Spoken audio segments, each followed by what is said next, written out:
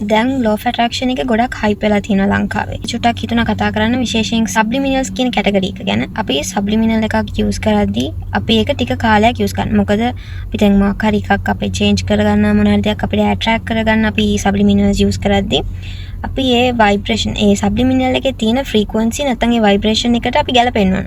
අපේ තියෙන mindset එක අපේ vibration එක.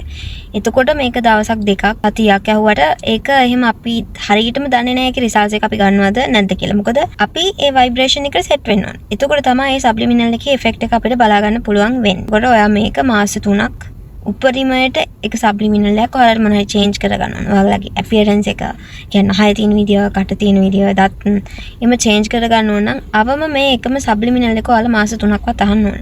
මොකද ඔයාලා ඒ vibration එකට ඒ frequency එකට ගැලපෙන්න ඔයාලගේ mindset එක හදාගන්න ඕන නිසා. මොකද subconscious mind එකේ blockages තියෙනවා. අපි කොච්චර ඒව ඇහුවත්, අපි කොච්චර subliminals ඇහුවත් ඒ blockage එකකින් සමහර වෙලාවට අපිව stop කරන්න පුළුවන් අපි ඒ frequency එකට යන එක.